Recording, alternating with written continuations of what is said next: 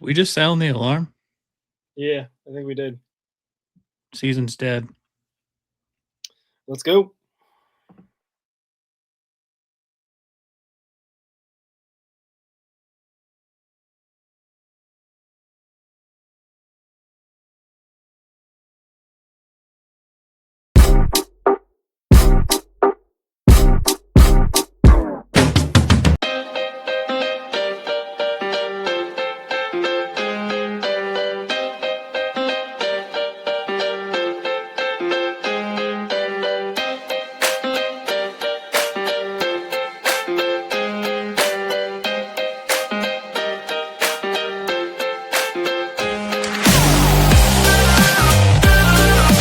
This is the Red Hot Reds podcast. Here are your hosts, Ricky Logan and Roger Straz.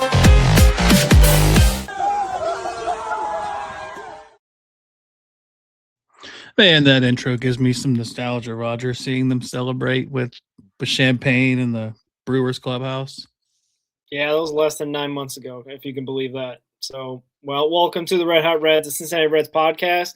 We're going to try to live in the past as much as possible because we do not want to live in this current future. This timeline for the Reds is not what we want.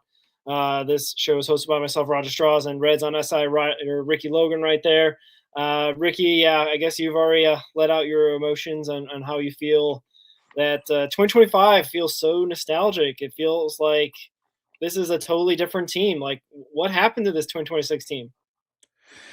Oh man, I don't know. It's really not that much different about last year to this year, other than the fact that we relied on the Mets to lose 162 and we snuck in. Uh, I don't know what's worse, losing to the Brewers as much as we've lost this year, or losing 3 straight 1-0 ball games last year. It's just it all sucks. Yeah, it's a weird stat in a season that was filled with not a lot of peaks and valleys. All right, like they didn't go on many big winning games. Like what, Shout five? out Nick Kroll. Yeah, 5-game winning streak in 2025, and maybe a 5-game losing streak. Obviously, that's out the window. This 2026 team got swept 2 straight series against division opponents at the top of May, and then got lost the first game of the Astros series to go on a 8-game losing streak. So at that point, the warning signs were there, Ricky. I know we sounded the alarm at the beginning of this episode, but the warning signs were already out there. This team was trying to tell you, we are not competitive. April was a mirage. May, we're going to go back to being the Cincinnati Reds that you come to hate in the last couple decades, I would say. I mean, you put out that stat, Ricky. The last time that they won 90 games was in 2013. We are getting to a point where there are generations of fans that have never seen a 90-win team in Cincinnati. Yeah, I mean, our kids have never seen a really good winning team. No, I mean, 83 wins, I think, is the high watermark, right? And they did that twice, once with David Bell and once with Terry Francona.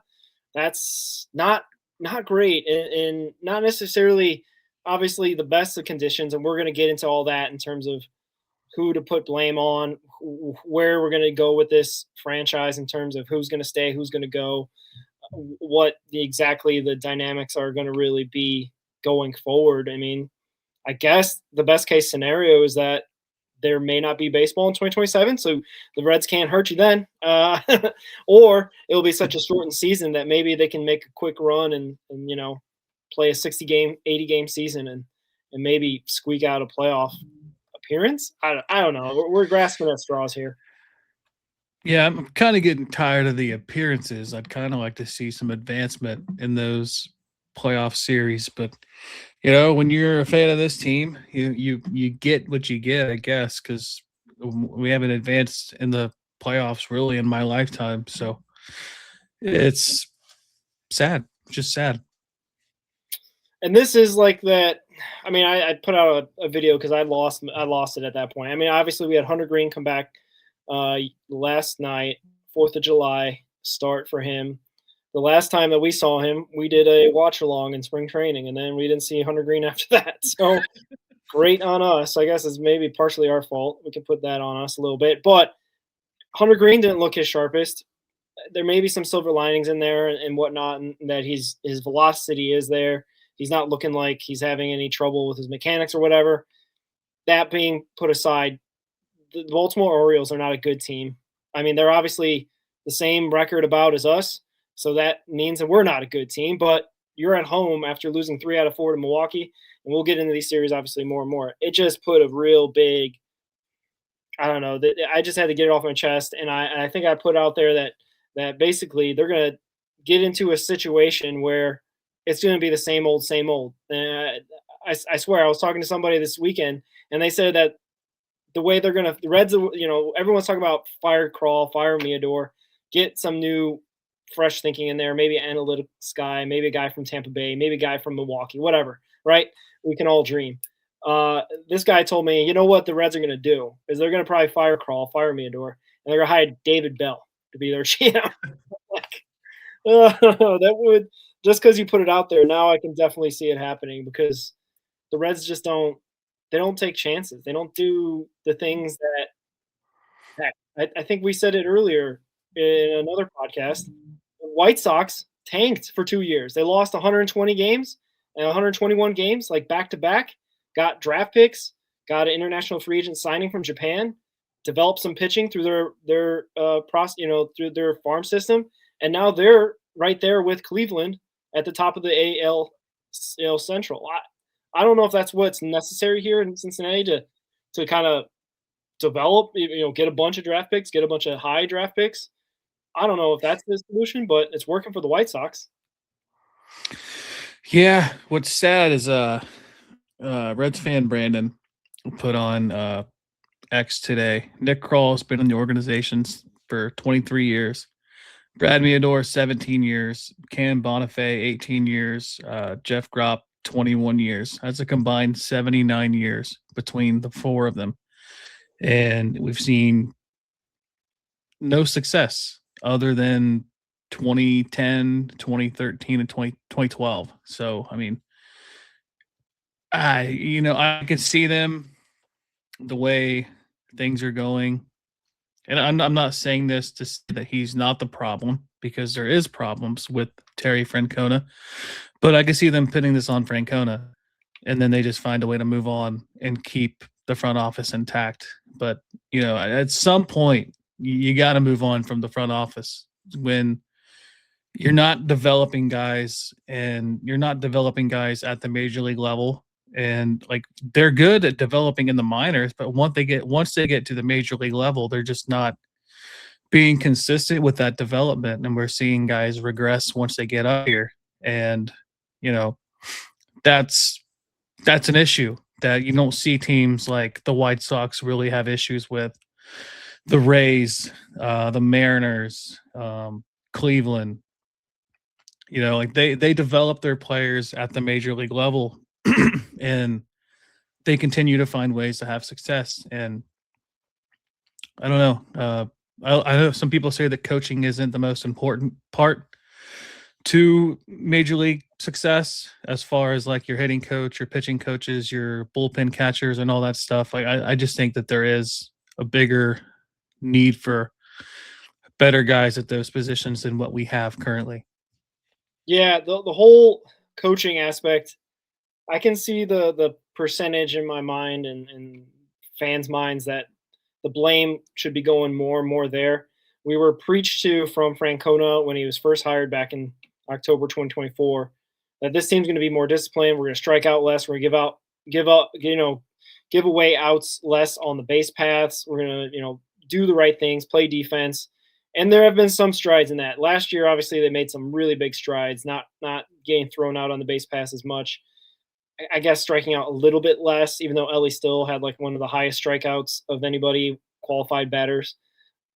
And this year, it feels like they're getting a little less and less disciplined. I feel like they're taking a little bit more risks on the base path, getting thrown out at times. It doesn't feel as disciplined as it maybe should be. I don't think, committing as many errors. Obviously, we had the fantastic stat at the start of the year, I think 11 straight games without committing an error for this ball club. And we were like, okay, we're on the right path there. But then all of a sudden it hit May, and then it all fell apart. And I guess part of that is the walks from the bullpen. a part of that is like how you identified Ricky that in the offseason, they seem to identify the wrong things to work on, or at least they've identify at least the wrong players that they pick up when they're talking about bolstering this bullpen. And the bullpen has been, if anything, one of the worst parts of this organization in 2026. Like just blowing leads that the offense has given them. And we're not expecting the Reds offense to be New York Yankees level or even the Cubs level of offense of production. But you get a lead from these Reds.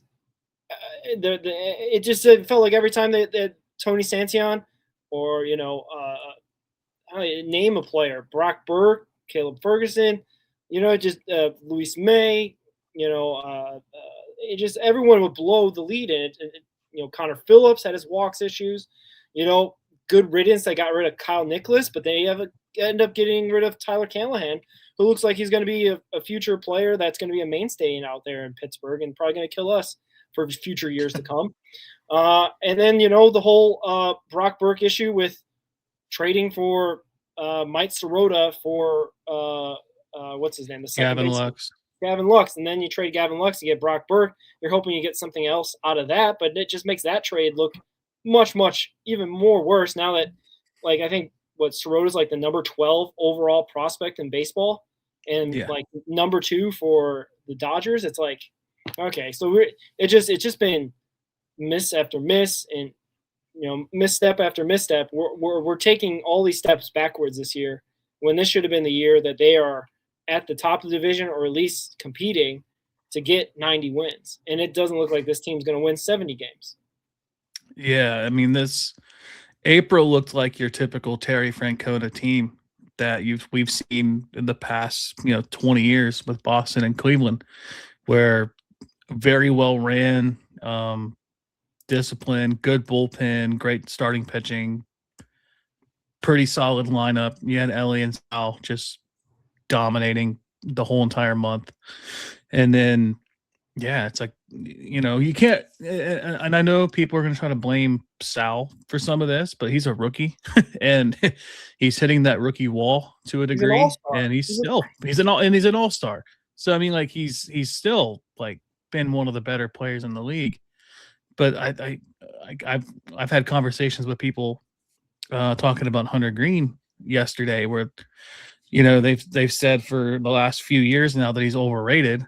And I'm like, overrated? Like he's been the best pitcher the Reds have had in recent memory over the last 2 years, earning Cy Young votes 2 years ago. And, he lowered his ERA by half, and he comes back from injury last year and throws a complete game, 1-hit shutout against the Cubs in a playoff race. I mean, you can't get any better than that.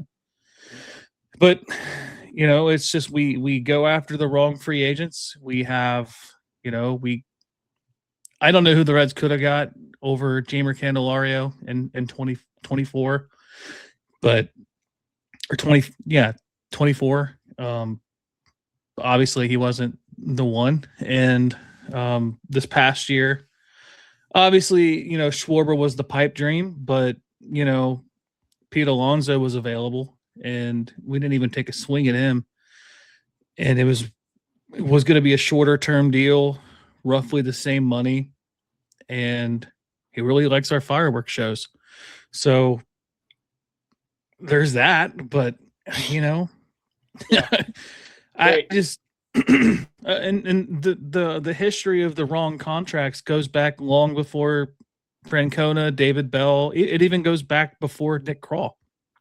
We chose to extend Homer Bailey over Johnny Cueto, and look where that got us. And then, we move on from Chapman, and he's been arguably the greatest reliever in the past 20 years in Major League Baseball. And what did he do? He just set the record for the most strikeouts by a reliever. Yeah. And the list goes on. And, you could even possibly throw Trevor Bauer in that argument as well. Take it how you may about how you feel about him as a person, but he did win a Cy Young, the only Cy Young winner for the Reds. And I'm not saying that I think they should have extended him or not, but you look at how that situation got handled, and the same with Nick Castellanos back in the day. But thankfully, we got Sal Stewart for him. But there's a history of guys wanting to stay that we don't sign, and just really poor free agent signings for money that we really, frankly, don't have. Yeah, yeah. There is obviously the difference in, like, you talk about like Cleveland or Milwaukee, where they seem to get right their extensions. The Jackson Churio extension before he made his major league debut, the Jose Ramirez extension in Cleveland that he ended up actually extending again, I think, and taking a pay cut, I want to say. So like they seem to have a rough. I mean, the only extension that really kind of worked out, and unfortunately keeps getting brought up like as an albatross contract that made it hard to develop around him, is Joey Votto. And that's ironic because it's the one time that they got it right, in terms of extending a guy, right? The examples you brought up are the examples of the guys they didn't extend. So it ends up going like really eye-scratching. I mean, we'll probably get into it more about the ownership dynamics in terms of what's going on in terms of like the Reds. I saw the graphic again, and Ricky, you bring it up all the time, that Castellini is the least rich owner of all the owners. And he doesn't even own, I don't even know what the percentage is. He probably owns maybe at most 51% of the team. I don't even know if it's that. I think it's in the 30s, and there's like the 70% is all divided up among all the other groups. Yeah, I think there's 10 other ownership groups inside the Cincinnati Reds, and we can get at that. But with that being said, it's like they don't have – if they might have the smallest margins in baseball in terms of money. They can't make mistakes with their money, and they do. It burns them. Candelario, like you said, the one that might end up burn them or is burning them currently is Brian Hayes, right? Like his contract is kind of like, why are we paying him this? He's not producing. He's just a glove out there. He's not a bat. So like we will get in that even more with like guys that they need to sell. But like this season, it just is all coming. All the flaws of this organization, all the flaws of this team, all the flaws of the manager are all coming out in these last 2 months. And I guess I end on this. Thank goodness they're taking an all-star break, so we don't have to watch the Reds lose in a couple days or 10 days or so. So that way we can at least relax and watch some, the draft, watch the Futures All-Star game, all that stuff, because I don't know, man. It's going to be a rough next couple months for this baseball team, the way they're playing right now. Yeah, it's just sad. I guess the one bright spot today was Nick Lodolo, but he still gave up 6 hits. The bullpen looked okay, but yeah, I mean, overall, I mean, you can't lose to the Brewers every time you face them and expect to be a serious contender in your division, let alone the National League and potentially baseball. It's just you got to beat these guys, and you lose 2 out of 3 to Baltimore. You lose 3 out of 4 to Milwaukee. And, there was we were in a lot of the games. It's just, you just can't take it from them for whatever reason. No. And yeah, that is interesting. We are going to get into that Orioles series right now. It ended on a high note. Didn't really feel like a high note, but we're going to get into that series after this ad. I made the switch from traditional coffee to mud water because of all that caffeine was leaving me feeling anxious. Mud water has a fraction of the caffeine, plus organic ingredients and functional mushrooms like lion's mane, reishi, chaga, and cordyceps that support immune functionality. It became a healthier part of my morning routine, and I genuinely enjoy the rich flavor.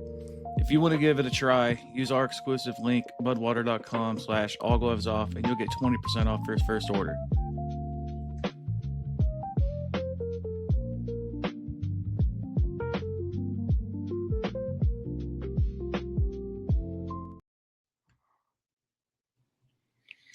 Welcome back. We are grateful for Mudwater as a sponsor. As you saw there, Ricky's done a great job working with them, getting them on board. So shout out Mudwater. Check them out. Yeah, they'll be one in the show. One of the coolest names you can have beer beverage. That is awesome name. Yeah. Well, Speaking about cool, it finally cooled down this weekend a little bit temperature-wise, Ricky, as it was in the 90s, I think, from Monday to like Thursday. It was really nasty out here in Cincinnati. And you know who also cooled off? The Cincinnati Red Legs. They cooled off because they, on Friday, Fireworks Friday, against who did they pitch against? I know it was Brady Singer for the Reds, but they didn't put up any. Trevor Rogers got the win. Yeah, it was Trevor Rogers. Yeah, and I think he's actually pretty decent. I'm not too familiar with his game, but I think he's one of their top pitchers, if I'm not mistaken. But the offense put up nothing. I mean, obviously they are coming off a series against the Brewers where they got kicked their teeth in for 3 out of 4 games. But like, you'd think they'd show a little bit more fire and passion out there for the Friday night. It's almost the 250th anniversary of the United States Declaration of Independence, but the Reds will be Reds. They lose 3-0 on Friday. What were your first thoughts about the Reds losing that just terribly? Any trade value Brady Singer had before Friday's game disappeared. 5 walks in 5 innings. Anytime you walk, I don't know. You have more walks than innings pitched. It's pretty bad. His ERA is over 5 now. I don't know what you would possibly get for him, and at this point, I think Reds are dumb enough to keep him for the season and just maybe even offer him a qualifying offer, and he'll accept it because he's not going to get an offer more than what he's making this year. I'd be surprised. He did allow 3 hits, so that's good. But continues to give up home runs. Other than that, the positive takeaway from that game was Tyler Stevenson winning 5 ABS challenges. 1 game, yeah. I mean, it's crazy, but yeah, it's just I don't know. I don't know where else to go with this other than the fact that Brady Singer, I think his time with the Reds needs to be over. We'll talk about it later, but just sell. You got to sell what you have. I will. Yeah, I'll give you this. In 2024, Ricky, Frankie Montas for the Reds was 4-8 with a 5.01 ERA, and they were able to get rid of his contract. He's about making the same amount of money as Brady Singer. I think he was in the $14-15 million range back then. But they traded him with in-rival Milwaukee Brewers. I think they get Joey Weimer back and Jacob Junis. Was that the trade? Yeah, and Junis actually was the key member of that bullpen too. But yeah, I mean, I don't know who takes on Brady Singer at this point. It's somebody that just needs to maybe mop up some innings. He's basically always been an innings eater. He's obviously not going to be a top of the line starter, but I don't know. Like I said, the White Sox are contending. Maybe you get a prospect or 2 out of them. Maybe you get just a reliever, because the Reds could use relievers. They're obviously always harping on that they need to bolster their bullpen. Might as well get somebody out of the White Sox organization to maybe help down the stretch, or could have options down the road in 2027, some team control or something. I don't know. He's definitely a guy that's not attractive. Obviously, we know what you get with Brady Singer, but somebody might need something. We don't need him anymore. That's for sure. I think you're right about that. The next game on the 4th of July, Hunter Green back off the IL. What was it? The 60-day IL, having surgery in his elbow with the floating things in his elbow they got rid of. Not great start. It has obviously some silver linings, because it wasn't like he had any issues with his arm or soreness or whatnot, but he didn't get out of the 4th inning. The Reds show some offense, getting 5 runs, which that's a lot for the Reds nowadays, but still end up losing to this hapless team out of Baltimore. What were your thoughts on this game? Yeah, I think the bigger news from that game, if you ask Reds social media, was Will Benson getting DFA'd and not Hunter Green returning. It'd be different if Benson played himself into a role, but he goes out, gets a hit, follows it up with a 4 strikeout game, goes out, gets a hit, follows it up with a 3 or 4 strikeout game. You can't do that and expect to earn significant playing time. You know, he had that one good year in 23, and let's not forget that at the beginning of the season he was hitting like under 100, and then went down to AAA, and to just carry that into the next year.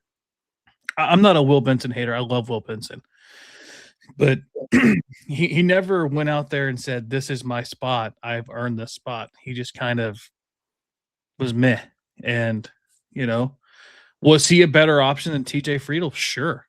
But TJ Friedel's not going to be on this ball team next year. And was he a better option than Matt McClain in center? Sure. I wouldn't be surprised if the Reds find a way to move on from Matt McClain. You can't continue to hit under 200 and have an OPS under 650, and you're hitting ninth every day. He's basically Ke'Bryan Hayes at this point. Good at defense, can't hit, and we're about to have 2 Ke'Bryan Hayeses back on this team when he comes back. And I just don't know. Well, 3 Ke'Bryan Hayeses if you count TJ Friedel, but I mean, your 7, 8, and 9 are automatic outs at this point, and I don't know. Bladay's really cooled off. Ellie's Ellie.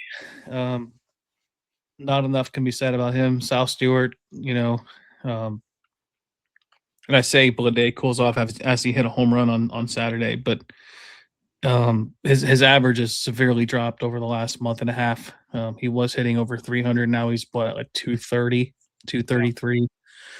It's Suarez hasn't really been the signing that we hoped for to this point. You know, obviously he had that injury and had missed some significant time.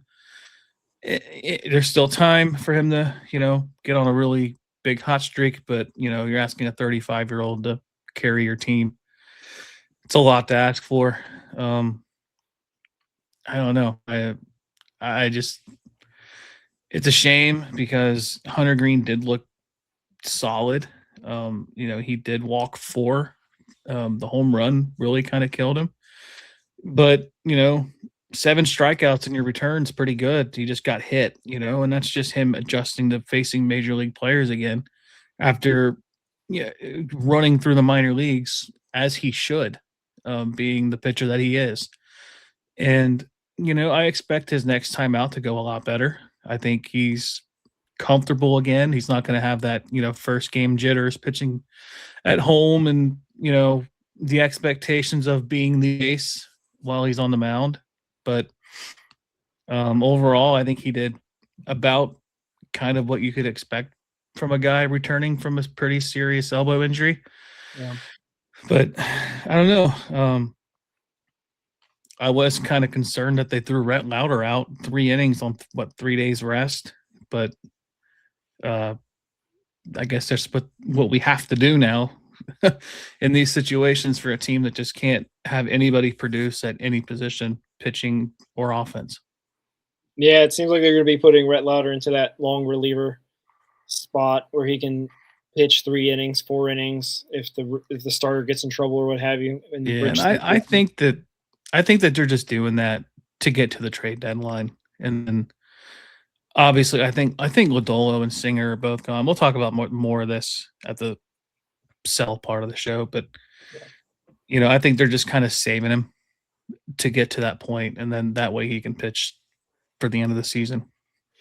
Yeah, I had a couple Benson points where it did come as a shock that Benson got DFA'd, but it didn't. It felt like this was a long time coming. We've had preview shows, I feel like, for 2 years straight where we're like, when's it going to be the last time we see Will Benson in a Reds uniform? And it wasn't necessarily because of the Tito Francona aspect of it, because he got traded in 2023 when Tito was the manager in Cleveland. And there was always obviously those narratives around that Tito doesn't like him. He kept him around longer than I think both you and me kind of expected. Kept CES longer than all around than we expected. He got DFA'd earlier this year, right? So, like, I think they're trying to come to some sort of point where they just know for sure. The fans know, obviously, maybe before the organization finally makes the decision. And the other guy that you brought up that could be in that boat is Matt McClain. And it pointed to organizational desperation, and it makes sense why they DFA'd Will Benson, a guy who could play center field and hit just as well as Matt McClain. But the organizational desperation to keep Matt McClain in this lineup and play him at center field, albeit he looked decent for a guy who's playing it for the first time ever in his career, and at times also looked really lost. And you also got a guy like Noel Marte who's also trained there. So there's a lot of big questions that this organization just seems to either ignore from the fans, or they know what they're doing and they don't seem to care, or they do care and they're trying to keep players happy. Who knows? Because like it's a mess, and it just points to having Will Benson DFA'd this late shows me that they know possibly that this was going to be something as a possibility, but they just kept him around, got not a lot for him. I mean, I think we were talking about last year or a couple of years ago, having him be kind of a trade piece and get something for him. But the Reds kind of ran out the value of CES. They just got cash considerations or something for him. Probably the same thing's going to happen with Will Benson when he clears DFA waivers or whatever it's called. And he'll get picked up by, who knows, Colorado Rockies or something. And then maybe get cash considerations on that trade. So it just is a sad punctuation to his Cincinnati Reds career. And like I said, they put Matt McClain in center over him. So that says a lot right there. Yeah, and who had essentially two rookies making the All-Star team and re-signs Will Benson and CES not being on the team this year on their bingo cards, because that'd be your 5 in a row right there. That's it's a full crazy because I'm not going to go on that tangent. I feel like you can make the argument that Hines and Benson really didn't get their fair shake. Benson got more of a shake than the other two did, but it's wild. I didn't expect to see Benson be DFA'd. I thought maybe a trade, but trade will still happen. I think they'll probably get similar to the Reese Hines deal, get a reliever, be a bench bat, something, minor league bat, somebody that probably was selected in the Rule 5 draft and got returned somewhere along those lines. But yeah, for sure. Well, the Reds ended up getting a win, much like the Milwaukee series that we'll talk about, the final game, because the Reds can't be swept, I guess, which, like I said a little bit earlier, like it didn't feel like a resounding like punctuation to the week in terms of like we ended up on a high, but it just kind of feels like same old. And this team did it the hard way by just barely producing enough runs and having a little bit of a bullpen scare right at the end with Emilio Pagan coming back finally for his first save since April, right? Like, because he got hurt in that Cubs series in early May. So, like, we're talking about a guy that has not been with the ball club. Maybe he's the guy that turns around for this bullpen. We start locking down games a little bit more, but he's only one guy. It could be other things that happen, but the Reds got enough offense. Spencer Steer did his thing, threw out a guy at home and also hit a home run. So run prevention, baby. And also, we got a Sal Stewart insurance run to just get us over the line. So overall, if we were 48-40 and this got us our 48 win, we'd probably be singing a different tune about this heroic way of not being swept and staying 8 games above 500. But unfortunately, we live in the other timeline that we just got our 41st win, and we're 15 games back of the division, 7 games back the wild card. So not necessarily singing everyone's praises here. But what are your thoughts for today? Yeah, I mean, I think Steer's playing himself into getting a nice trade return back for him. Good for him. And Tyler Stevenson just has been hitting the ball recently, and he'll probably be another guy that they'll have to move on from to get something back for him, with him, being a free agent at the end of the season. For today's game, Lodolo looked good. 6 hits, 4 strikeouts. Brock Burke looked good out of the bullpen. TJ Antone looked really good out of the bullpen. I got a piece coming out on him. He should be the favorite to win comeback player of the year. So just based on everything he's done in his return, and it was nice getting Pagan back, and he does give up a run, 2 walks, strikes out a batter, but when you're a reliever and your ERA is over 6, you can't continue to give up runs, especially without having a put away pitch. But I mean, Sal Stewart again doubles today. He goes 1 for 4. He's sitting in the 2-hole now. It's funny, ever since Tito made that comment about not playing lineup bingo, we've been playing a lot of lineup bingo since, with Ellie leadoff spot, Sal hitting behind him, Suarez hitting 4th, Steer hitting 5th today. Marte goes 0 for 3. He's hitting under 200 now. Friedel over 3, under 200, 178, 534 OPS. It's just, I don't know, man. There's nothing to be desired with this lineup, and I don't think any pitcher fears this lineup outside of your Ellie and Sal hitting 1-2. I mean, once you get past those guys, you're essentially looking at almost an easy out the rest of the way through. Steer has his moments. Stevenson has had his moments. Marte's had his tiny moments. Friedel hasn't had a moment this year. Bleday's really cooled off. Suarez really hasn't gotten hot. Arroyo today gets a hit, but hasn't really done much at the major league level yet. But, and then McLean, and then Hayes coming back in the next 2 weeks or so. I don't know. I don't know. Because it's not like they're going to get hauls from these trades either. We talk about the Tyler Naquin deal all the time. You never know what it ends up turning out to be.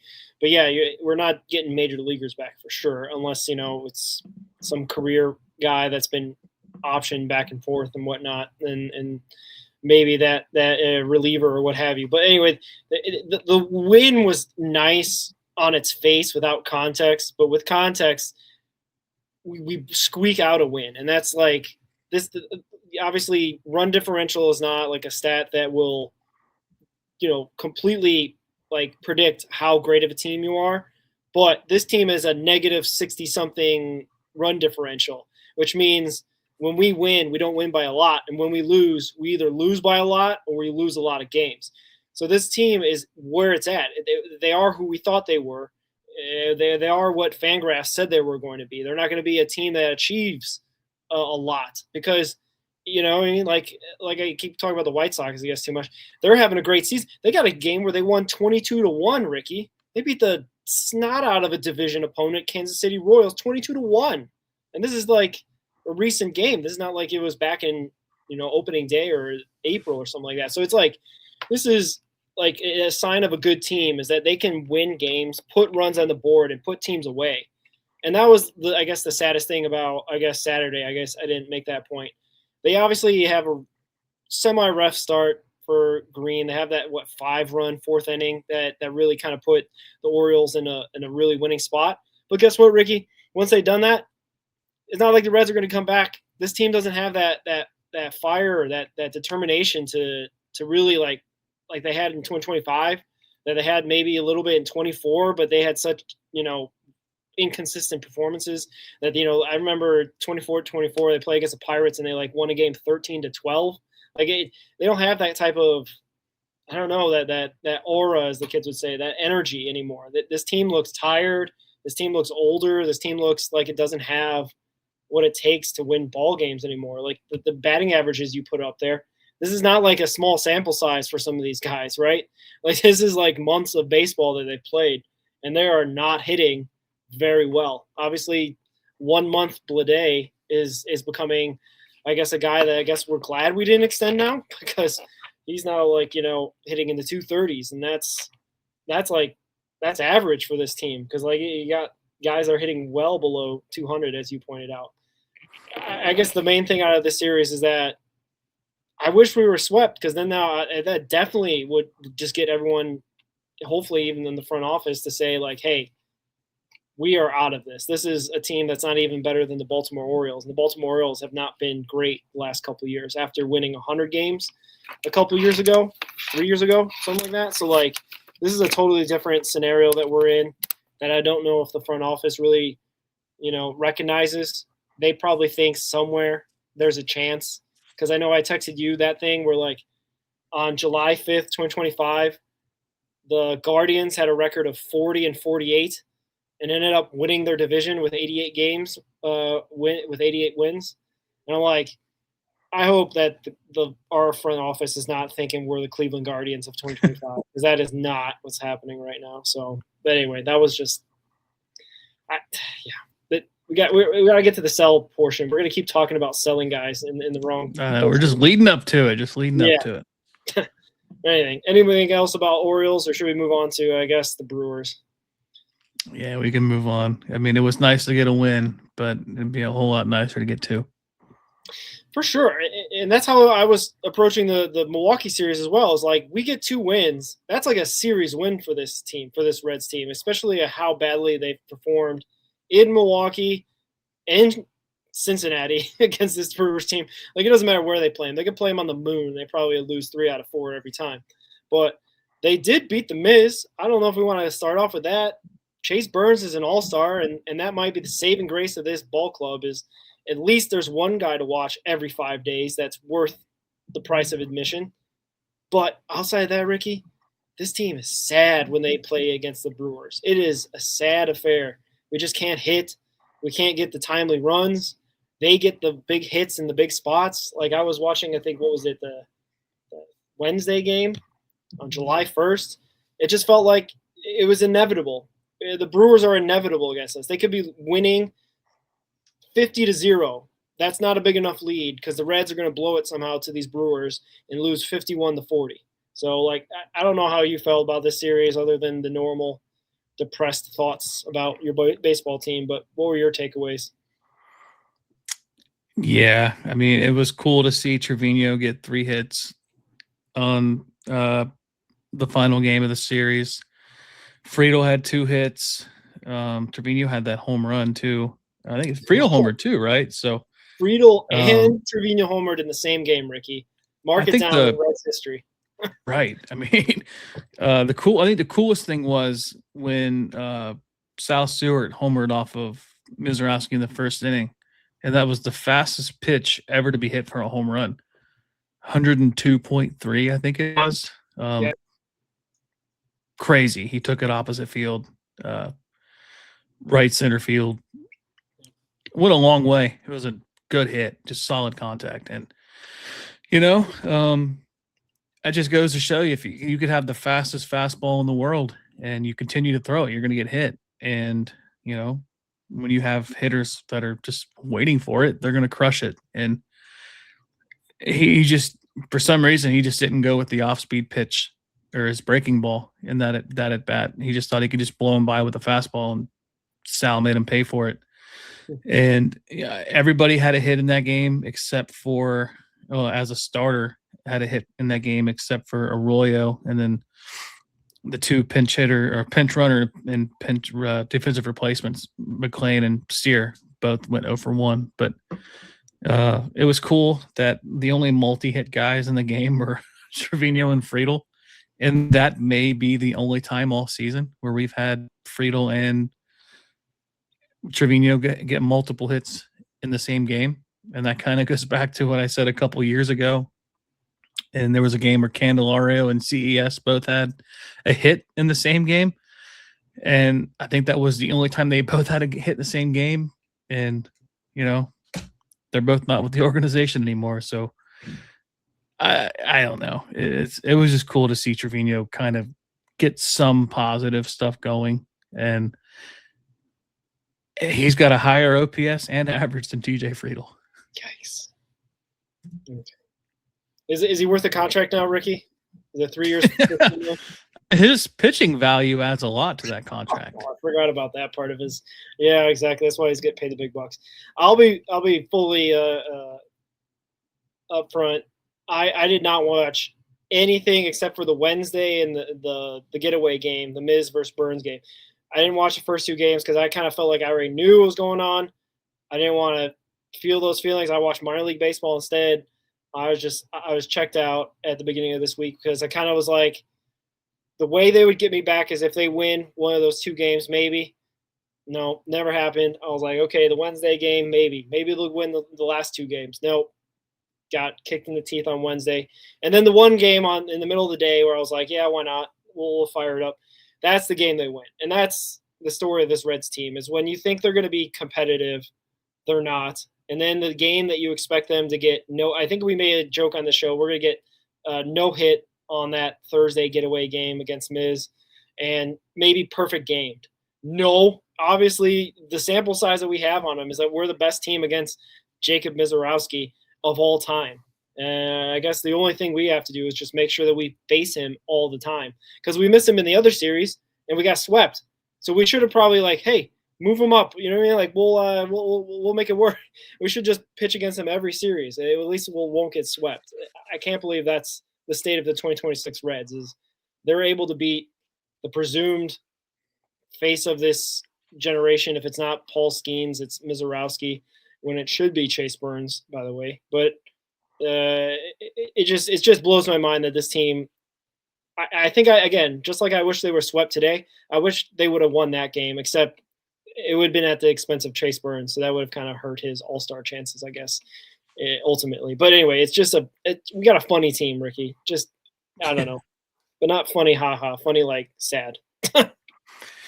Yeah, I mean, you have I think MLB has Burns as the 6th best starting pitcher in baseball, which is pretty good, given for the publicity that he doesn't get on the national scale.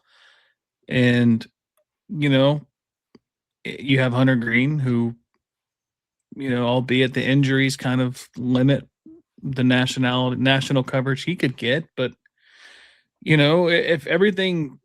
if they remained healthy, I mean, you have a front end of the rotation of Burns, Green, Abbott, Lodolo. I mean, you expect to have 4 great starters, and you follow that up with Rhett Lauder as your 5th. I'm cutting Singer out of this. That's a solid rotation. It's just the injuries, inconsistencies, and everything else just really just puts a hamper on anything you could do with this team. And I don't know. I'm just tired of losing to the Brewers. I mean, had the Dodgers not, gone, eaten 2 in their last 10, the Brewers would be the best record in baseball. And yeah, and it just sucks that we have to face these guys as many times as we do, and we just can't seem to muster out a series win against them. Yeah, absolutely. And the thing that hurts even more, because being, both small market teams who really depend on developing prospects, developing players to get to the majors, to help the Major League Ball Club, cost control, not have to overspend on free agents, all that. It came out, what was it? The new updated top 100 that the Brewers have like 9 in the top 100 prospects in all baseball. And the number 1, Jesus Made, or whatever his name is, that actually watched a lot this week because he plays for Biloxi and they played against Chattanooga this week a lot for their 6-game series. But the Reds have 3, right, in that top 100. And one of them is Edwin Arroyo, who is going to graduate off that list because he's going to be up in the majors long enough by the end of this year, unless he gets optioned down or injured or what have you. But pretty sure he's a major leaguer on this ball club in 2027. He looks like he's at least competent defensively, and he can hit sometimes, and maybe hopefully he doesn't have a really bad stretch. But on that front, like I said, with the Milwaukee Brewers, we're competing with them, but they're miles ahead of us. Not just at the major league level, but the minor league level, they're miles ahead of us, which helps them sustain their success, sustain their ability to trade Freddie Peralta, right, for whatever they got back from that pitcher, Brandon Sproat. So, like, they're able to still replace all these guys. They got rid of Brandon. Or no, who was the guy they got rid of before? Not Woodruff. They've been trading their aces that have won Cy Youngs, and they just keep replenishing them and all that. So we're so behind, not just at the major league level, obviously, as we saw this week, but we aren't even near them on the prospects level development. So that's something that we can even get into today or in minor league Monday about development, because it seems like the Brewers have it figured out on both levels. Yeah, and as long as our front office remains the same, it's not going to change. Well, on that note, Ricky, we are going to talk about the guys that are going to get sold, and hopefully maybe a front office change or 2 or 3 or 4, who knows? Get rid of them all for all I care. But we'll get into that after this ad. Listen up, Reds fans. If you're repping the Cincinnati Reds this season, you need your drink just as cold as your takes. Introducing Frost Buddy, the world's first and only universal can cooler. Say goodbye to switching between coolers like you're rotating pitchers. Frost Buddy fits every 12-ounce can, slim can, 12-ounce bottle, and 16-ounce cans and bottles as well. All in one. No more guessing, no more swapping. Just grab it and go. And here's the game changer. Turn it into a tumbler by adding their 100% leak-proof coffee lid. That's right. From first pitch to morning commute, Frost Buddy's got you covered. So whether you're tailgating, watching from the couch, or celebrating a Reds win, this is the only cooler you'll need. Grab your favorite team's Frost Buddy now and keep it cold all season long. Welcome back to Red Hot Reds. Thank you to Frost Buddy, frostbuddy.com/Red Hot Reds. URLs at the bottom there and the QR codes. So check them out. Ricky and I are both customers first for this product, and we really appreciate their support of this show. But yeah, Ricky, you led me into that tease real nicely. Talk about sell. Just take it down to the studs, I think is what people are saying on X, the everything app. I guess, where do you want to start here, Ricky? Like, we can go many directions, because it feels like something needs to be done. And that something might be just getting rid of contracts that are on the books that are pretty big that aren't going to be on this team next year anyway. It's going to be prospects that we probably want to see. It's maybe front office moves we want to see. I don't know. Where would you like to take it for this section of the program? Yeah, I feel like the only way is to just completely tear it down. I think anybody outside of Ellie, Sal, and Burns is kind of like is available at this point. Green, even Hunter, even Green. I doubt he gets moved, only because he's returning from injury, and he just got back. But Lodolo, he's looked good over his last couple starts. Time to move on. Tyler Stevenson's looked really good over the last couple of weeks. Time to move on. Spencer Steer, he's in arbitration now. He's going to start getting more expensive. Time to see what you can get. JJ Bleday, he's still got 2 years of team control, and he shows he can get hot. Time to move on. Pagan, I think he's got a player option for next year for $15 million, something like that, $10 million. Time to move on. TJ Friedel, you're not going to get anything for him, but it's time to get Hector up there and let him play. It's time to move on. I don't think Maxwell and May are going to be legitimate major league relievers. I think it's been over a year now. It's just they can't get command. I don't know where else you want to go with this, but anybody who has any trade value outside of Ellie this year, I'm not saying next year, but this year, you're not trading Ellie this year. Sal's way too young to move on from at this point. And Burns, first year of full team control. That's about it. Maybe even louder if you can get something good, because young, youthful pitching, maybe. But I'm not wanting to move on from him just yet. But anybody that'll listen to anything. I'm at that point where you just try to I don't want them to go and win, 16 out of their last 25 or whatever the numbers are on that. I'll have to do the math, but you know, with the All-Star break coming up next week, I just I don't want to see them win, 10 out of their last 15 games and they go, all right, we're buying, and then they go through the same stretch again. Yeah, that's true. There is a core there that I think is worth protecting. As Sal Stu, like I said, Ellie, even a little extent. I know he's not been great, but Noel V. Marte, I think, should be in that core. I don't see him. I actually like Steer.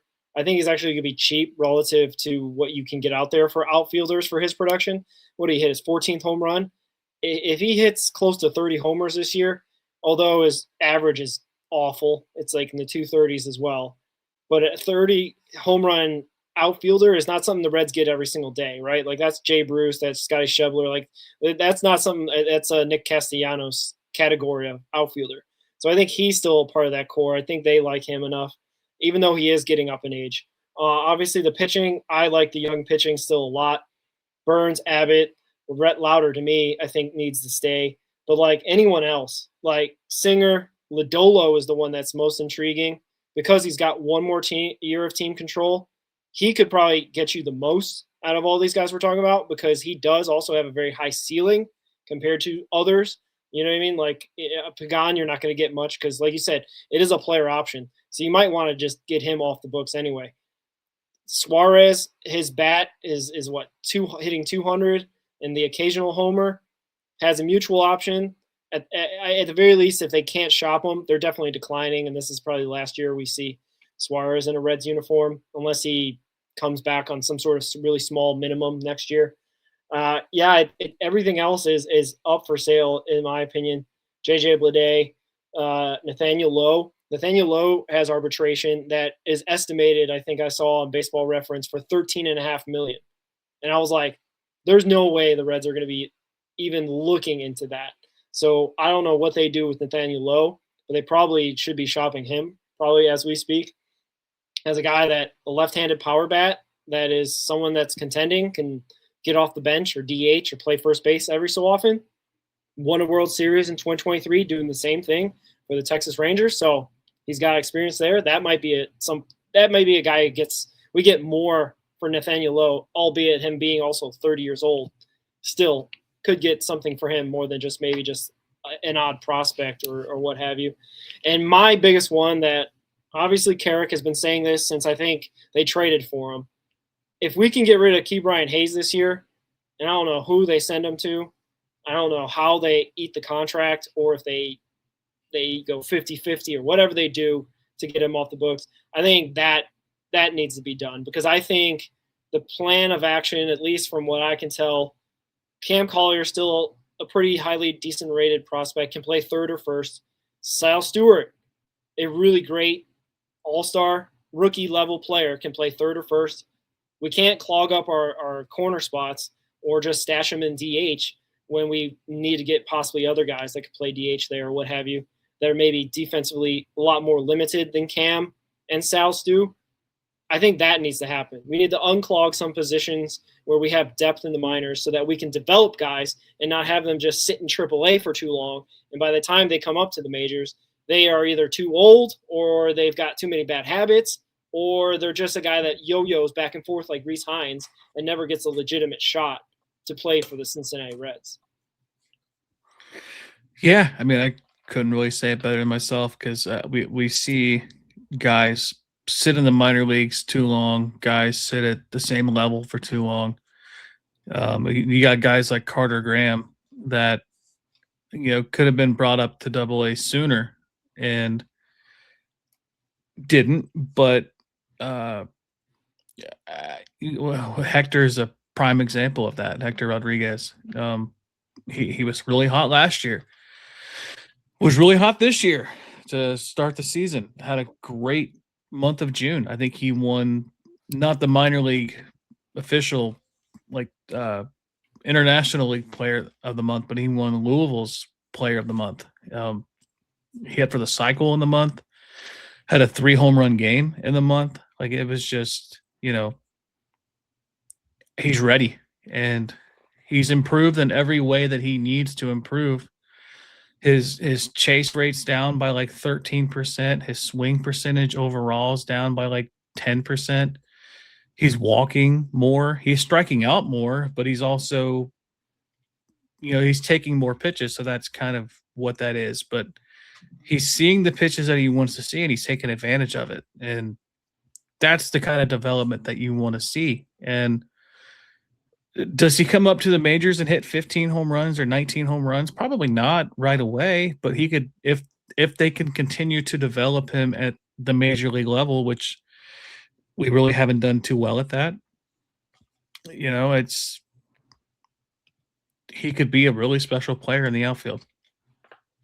Yeah, I definitely think Hector Rodriguez needs to make his major league debut this season, especially the way this team is going right now. If this team somehow gets on a hot streak and now we're all of a sudden buyers for some weird reason by August 1st or whatever the trade deadline is, August 3rd, like that'd be a very interesting month we would have for the month of July, to say the least. But Hector Rodriguez, as far as I can see, should be debuting August 3rd. This month. Yeah, or this month, if anything. Another one is Michael Toglia. I know he just had kids, and you put out there him and his wife just welcomed 2 little new ones into the world and all that. But I think he needs to be in the majors this year. He is well put in the work, and he's done it at the major league level. So this is not a guy that's not seasoned enough to know what major league pitching is. You know what I mean? He's been killing it in the minors and deserves to play, especially if we get rid of some outfielders or mix up the lineups and whatnot. Get rid of Nathaniel Lowe, Michael Toglia right there. Move him on up. But, yeah, there's a lot of opportunities. Jose Acuna is already pitching well at AAA. Also, Tyler Stevenson, you mentioned. I think they need to unclog him from there. He's not going to be here. They're not going to extend him. I don't think they're waiting for the CBA to get rid of him. They're not waiting and seeing and whatnot. I think he's good as gone.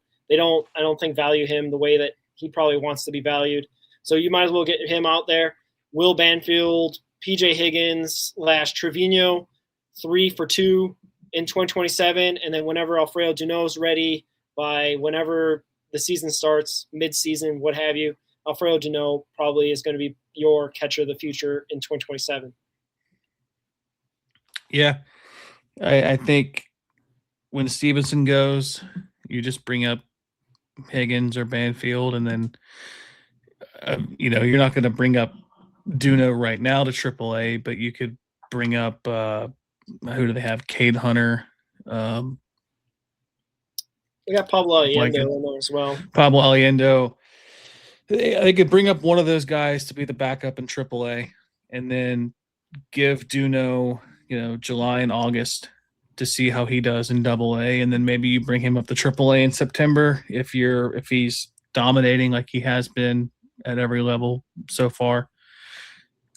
You get him that taste of it this year, and then obviously you can start him there next year, and he's already there. And then by May or June, you can bring him up 2027. I think that's the early path. I think the long path is he stays in AA this year, probably starts next year in AA, hits AAA next year, and then 2028 he makes his debut out the gate. But I would like to see 2027 just because that gives us another year or two of Ellie and Sal going into his prime and Burns going into his prime and still having some years of Abbott and Green in the rotation. And, you can see guys like Ryan McChrystal be ready and Hector Rodriguez. And hopefully you got a McLean who is not hitting 198. And you have, I don't know. For all we know, Austin Hendrick could be called up, and he could come up and hit I think Austin Hendrick could come up at 220. Is that worse than TJ Friedel at this point? No, and Austin Hendrick is probably a better defender right now. Yeah, he can cover the field. He plays center. He plays a pretty good center field. Yeah. So you just have to figure out how to get rid of TJ Friedel. If that just means outriding him and DFAing him, trading him. He might have to be released. He unfortunately. Yeah. I don't know anybody that's going to take on that contract. I just don't. And it's not even a contract, the player. I mean, who's going to take on a guy hitting 178 with a 534 OPS, 31 years old, can't play center field, barely can cover ground and left. It's just noodle arm. Yeah. I mean, when you're that poor of a defender, that screams DH, but he can't hit. It's been a rough decline for TJ Friedl. It was just like singing his praises. He had a great 2025, and it's all coming unraveling. Just like the Reds, it just feels like everything's coming unraveled. Every single part of this organization just doesn't seem to be stepping up like the way that we thought they would. They're not taking steps forward. TJ Friedl is taking steps back, just like the 2026 Cincinnati Reds. Yeah, I mean, that's about all we can say. I mean, we'll be on this show for another hour, just talking about how bad this team's been and how everything's just not working. Yeah. We did talk about catchers, and ironically, the catcher that we're going to be talking about the most in this next segment is our Red Hot Red of the Week, Mr. Tyler Stevenson, a guy that we are already trading. I guess this is his send-off for the Red Hot Reds show. He's going to get one last hurrah as a player for us. He was our Red Hot Red of the Week, hitting 357, 2 doubles, and the big thing is winning 5 ABS. And he overall has been really good with his ABS challenges, like won a bunch of pizza for people. He has gotten strikeouts when like we thought that they wasn't. Like, where was the one? It was like right on the corner. Like, it was really crazy stuff. He seems to really know his strike zone. I only wish that somewhere, somehow, it's not on him, all the walks that happened in that legendary, infamous, Pittsburgh Pirates game. Somewhere he could have challenged one of those 7 walks, and maybe it wouldn't have been 7 straight walks. But neither here nor there. Cincinnati's number 1 draft pick in 2015. Unfortunately, this is probably his last season as a Cincinnati Red. What are your thoughts on Mr. Ty Steve? I don't want to make this. I don't know. I think I've come across. I think I've come across as a Stevenson hater over the last couple of years, and I'm not. I had a lot of high hopes for him, especially after his rookie year, where his first hit was a home run in an empty stadium with fake crowd noise, and that's got to be a weird way to start your career. And injuries really kind of got to him earlier in his career. In 23, he played through a lot of injuries, and in 22, he had that with a fractured clavicle in his shoulder. That really put a hamper on him, and he had some leg injuries too, I think. And then more recently, it's been the back and the oblique. And he's, for a catcher, he's a really good hitter in his throughout for his career as a whole. Yeah. I remember, was it in 2024? He really, I think, was his best year in 24. He had a couple stretches. He had a grand slam. He had his first career grand slam against the Angels. I was there. That was really cool. It's just his defense has really fallen off. He's not great at throwing runners out. Well, they don't really need it now with framing, but he wasn't a great framer. Now he's just super smart at knowing what strikes and what's not. And that has value. That's a lot of value for a team that can get a average to above average hitter for the position and is super knowledgeable of the strike zone and is really good at getting ABS challenges in his favor, especially on those fringe calls. Jose Trevino had a good one too. Was it in the finale of the Milwaukee series? It was like a fraction of an inch on the plate, but there's value in that too. So I I don't want this to be like the final time we talk about Stevenson before a move gets made. But if it is, you know, he seems like a really good dude. I remember 2 years ago my kids were Reds Heads members, and my oldest son has autism, and he has a difficult time speaking, and he he was really shy about it, but all the other kids were asking questions about like pop time and throwing guys out and swinging and all this stuff, and my son grabs the microphone and he's like, "What's your favorite food?" "Mine's Skyline." and, he sat there and he talked in this crowd of people for 3 minutes about how much he loves steak, and he said that he just was really just genuine talking to my then 5-year-old son, so it was really cool. Yeah, that's a great story. I like that a lot. And yeah, I guess I'm most remembering Tyler Stevenson by our guy, was it Steve from Locked On, talked about how he's waiting for 40 homers.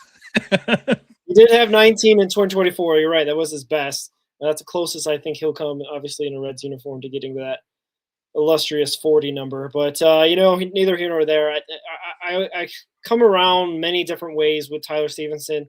I was on the Greg Kuffner train of, like, where you're going to get his production if he's not in the lineup. Where, you know what I mean? Like, the thing is, he's been in and out of the lineup over the years that, I don't know, if he was playing 138 games every single year, like he did in 2023 and 2024, fine. But he's been in and out, unfortunately, and catching's a tough position. So I guess my main viewpoint on like catchers is that you're not going to find a lot of catchers that produce unless you got a guy in your system that's number one ranked prospect.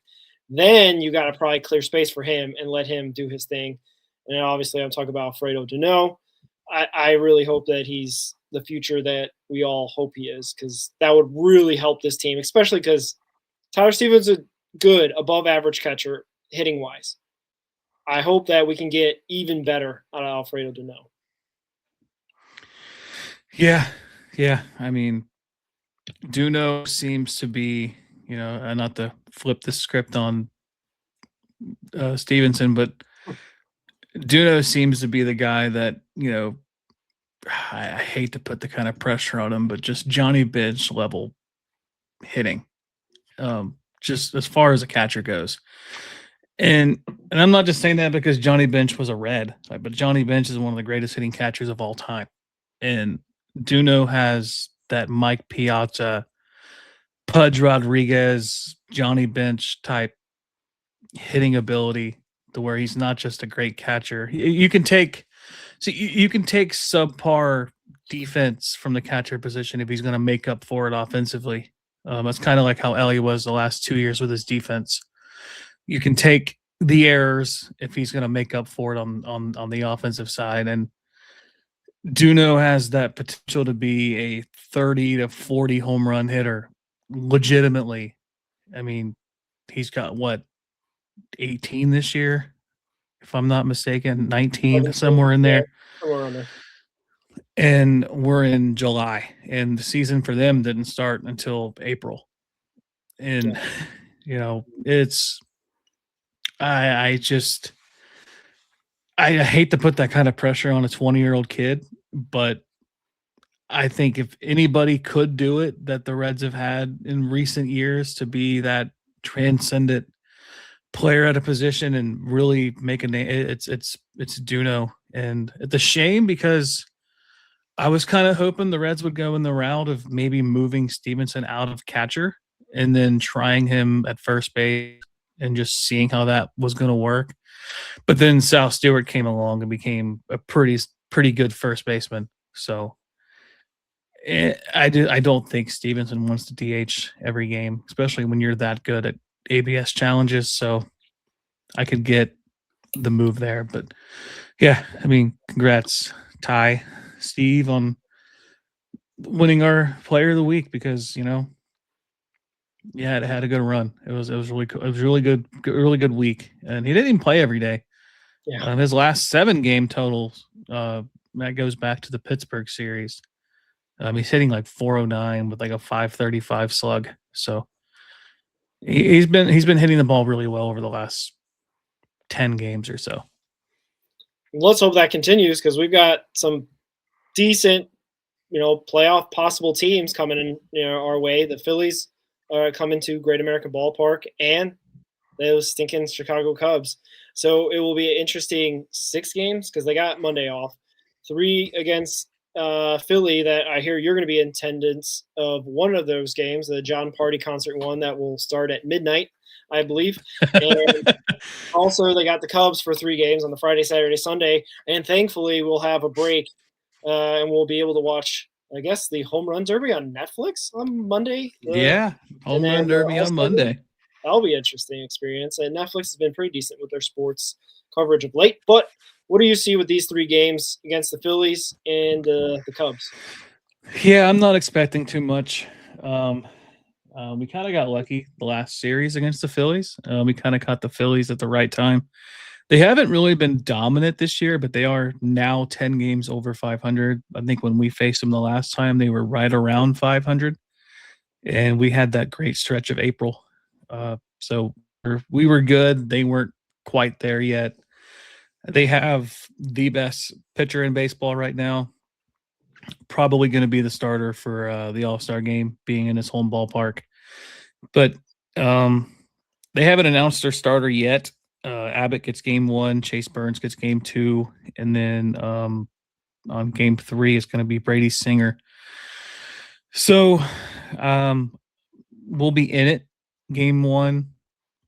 If Schwarber doesn't get to us in any of those games.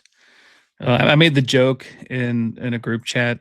I was like, do I boo Schwarber for not coming here or do I cheer him for not coming here? Because, I mean, obviously we wanted him here and he chose not to come here. But it looks like he made the right decision for him.